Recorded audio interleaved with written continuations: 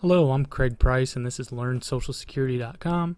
Today we are going to be talking about coordinating spousal benefits, and we're going to go through a couple different examples of how electing a spousal benefit might make sense for the people that you're helping plan Social Security for.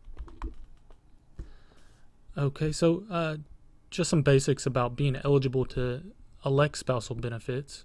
You must be at least 62 years old, and your spouse must be collecting benefits or be eligible to collect benefits. And as you can see at the bottom, the graphic is a spousal benefit surrender schedule.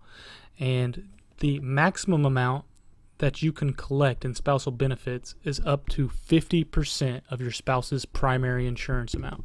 So you're never going to be able to collect as much as your spouse in Social Security.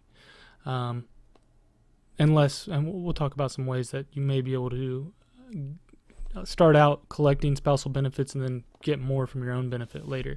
But, if you were going to elect spousal benefits early at age 62, you would only end up getting 35% of your spouse's primary insurance amount. And that's the amount that you usually see on the Social Security statement, also referred to as PIA. All right, so keep in mind, if you're electing a spousal benefit anytime before full retirement age, you're going to be stuck collecting that spousal benefit throughout retirement. You're never going to be able to switch to your own benefit unless you file what's called a restricted application, and we're about to get to that here in just a second. All right, so the first scenario in which someone would take a spousal benefit is when the family has one low earner and one high earner. So this is going to be stay-at-home parent. This is going to help that stay-at-home parent be able to have some income from Social Security throughout retirement. They don't deserve to get nothing because they were taking care of the family. That's the way that the Social Security Administration looked at it and why they started this. So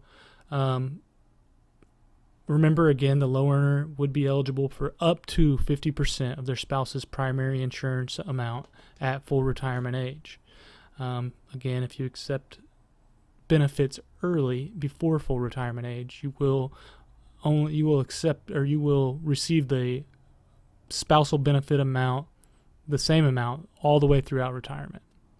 And electing to take a spousal benefit does not affect your spouse's benefit in any way, so it's not going to make their benefit amount any less.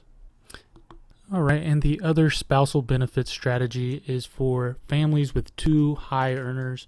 They're both going to have relatively high primary insurance amounts, and this strategy is specifically for people that don't need retirement income or don't need retirement income from both spouses before full retirement age. And this is a great way and one of the most common ways to maximize the Social Security benefit throughout retirement. It is going to be referred to as a switch technique, and you can play this strategy sometimes when you're a widow or you're divorced, things like that. So to get into it, one spouse, and just for an example's sake, we'll say that the wife in this scenario is going to have the longest life expectancy. So she is going to be the one that is going to want to file what's called a restricted application, and that is going to allow her to take the spousal benefit at full retirement age. That's the only time you can file a restricted application is at or after full retirement age. And then she will receive the spousal benefit amount up until age 70, or when her own benefit maximizes. Okay, the Social Security benefit, and as you saw in the surrender schedule earlier and some of the previous videos, Social Security, the benefit amount increases by about 8% annually. Every year you defer Social Security benefits. So really, essentially what we're doing here is we are taking the spousal benefit at full retirement age while the individual benefit is increasing by 8% up until age 70.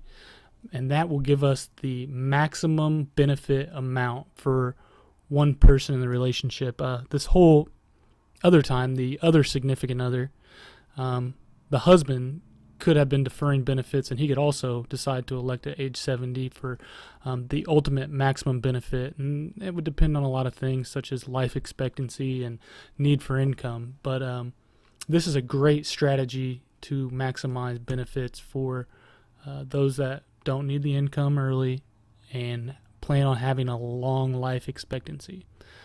Okay, so just to go over it again, one spouse will file a restricted application at full retirement age. Their own benefit will increase by 8% annually until it maximizes at about age 70, depending on the year of birth for that person, for that individual. And then the spouse that elected the spousal benefit will switch back to their own benefit and will receive that amount for the rest of their life. And that is the introduction to spousal benefits. Thanks.